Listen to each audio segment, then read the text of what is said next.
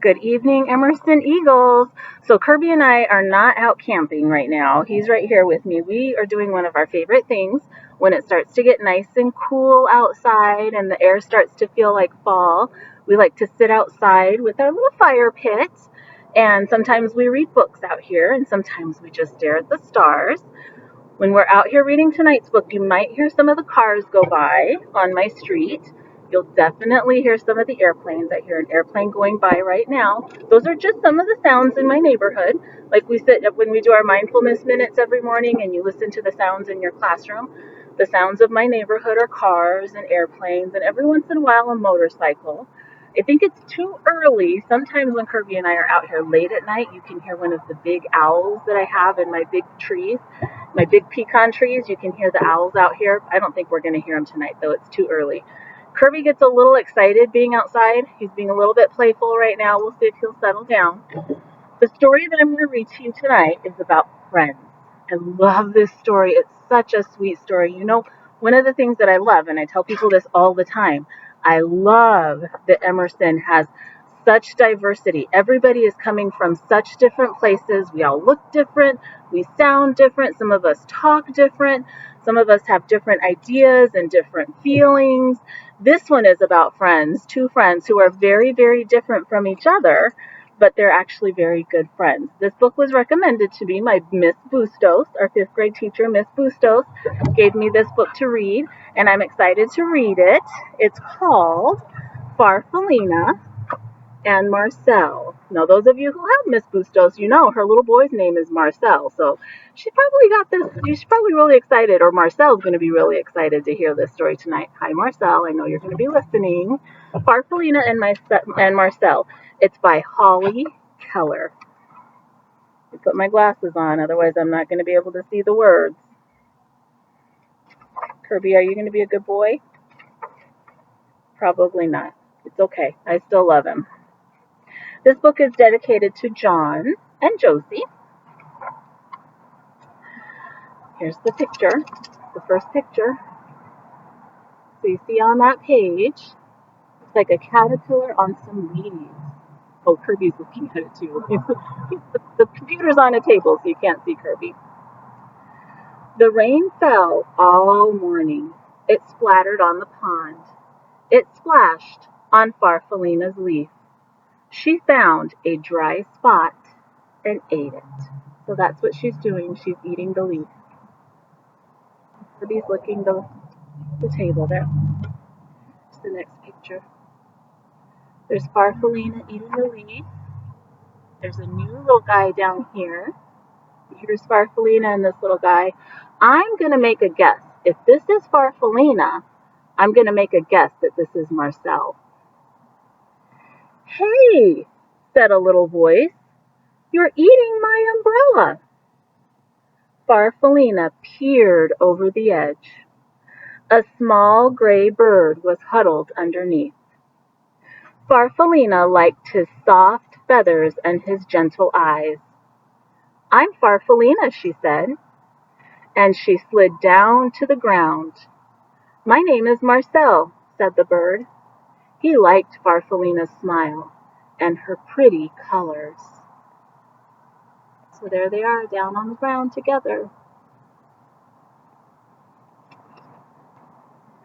There's the next picture. Looks like it stopped raining. Yeah, okay. The rain turned to a drizzle, and Farfallina wanted to play. I'll hide, and you find me, she said. Marcel agreed. Farfallina hid under a fern close to the ground because she knew that Marcel couldn't climb. Now I'll hide, said Marcel when he found her, and he hid right behind the tree because he knew that Farfallina moved slowly. So they're being very thoughtful friends. She knows that Marcel can't fly up there or can't climb that tree, so she hid close to the ground. And he knows that Farfallina moves very slowly, so he went right behind the tree to hide. There's the next picture. Oh, what do you think is going to happen? It looks like Marcel can swim." "I can take you for a ride on the pond," said Marcel. Farfallina inched her way up to Marcel's back. "You tickle," said Marcel, and he slipped into the water. Farfallina giggled. "There's so much to see," she said. So he's giving her a ride on his back across the pond. Here's the next picture. Oh, it looks like she is climbing the tree. I wonder why she would climb the tree. Huh. Farfallina and Marcel played together every day. They liked the same games, and they liked each other. But one day, Farfallina was not herself. "I'm not sick," she told Marcel. "Just a little uncomfortable. I need to climb up onto a branch and rest for a while." "I'll wait for you," Marcel called. As Farfallina made her way up the tree, Marcel watched until Farfallina was completely out of sight. Then he settled himself in the grass and waited. So she's feeling uncomfortable, so she's climbing up the tree, and Marcel says, I'll wait until you're done."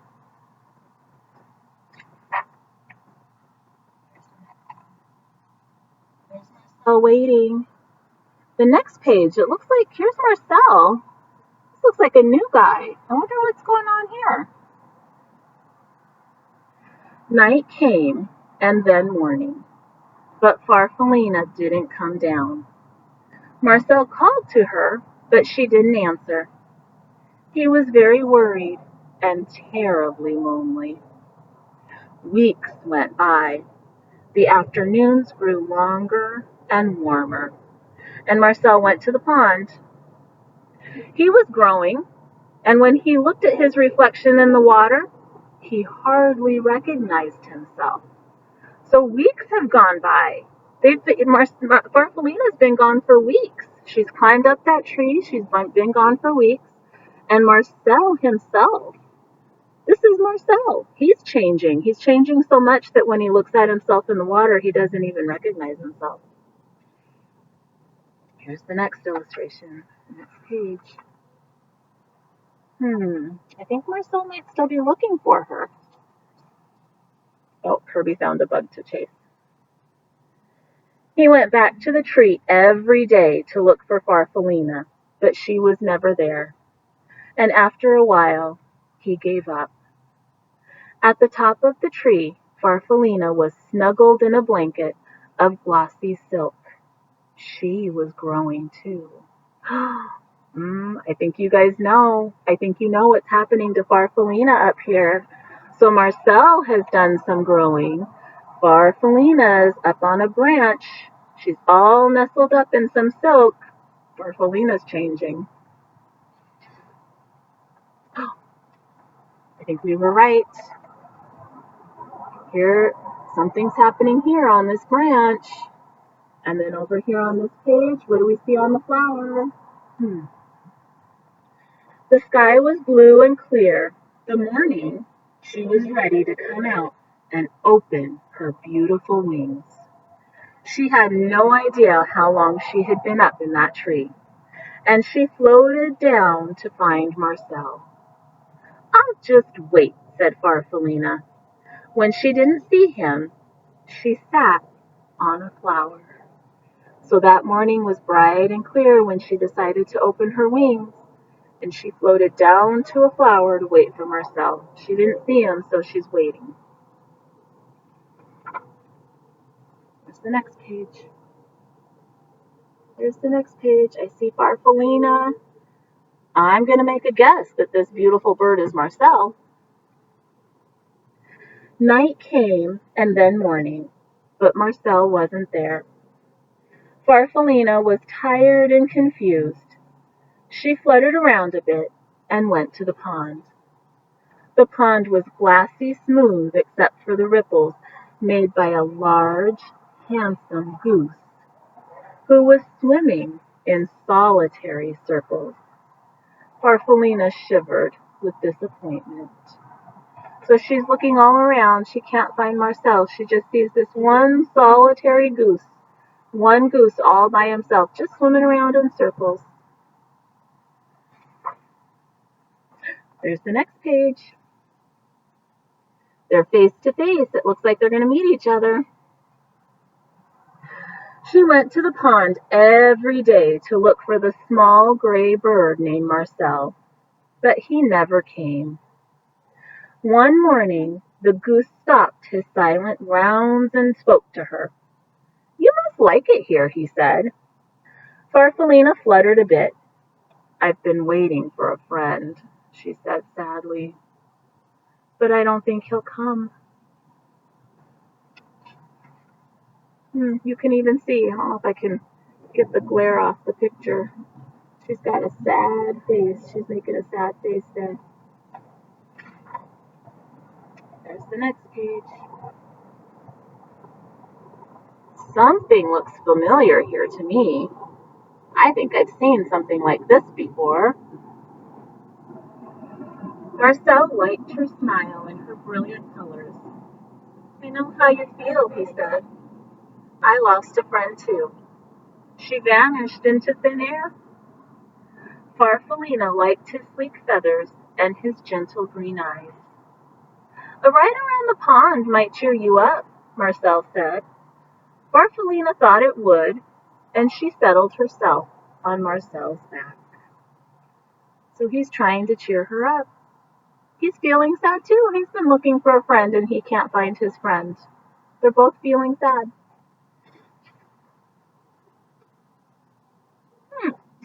Here's the next one.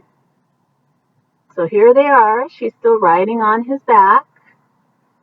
Something exciting is happening here, or somebody, I don't know why his wings are all splashing around. Let's find out. "It's funny," Marcel said, "but I feel as though I've known you a long time." "I was just thinking the same thing," said Farfallina. "My name is Farfallina. What's yours?" Marcel stopped suddenly. He beat the water with his strong wings. Then he swam round and round and round. "It's me, Farfallina," he shouted. "It's me, Marcel." "Is that really you?" "It is," Farfallina shouted back. They looked at each other and laughed. So they've been talking to each other all this time and didn't know that that was their friend. Oh, look at that. Kind of like Kirby and me in our backyard here. See them?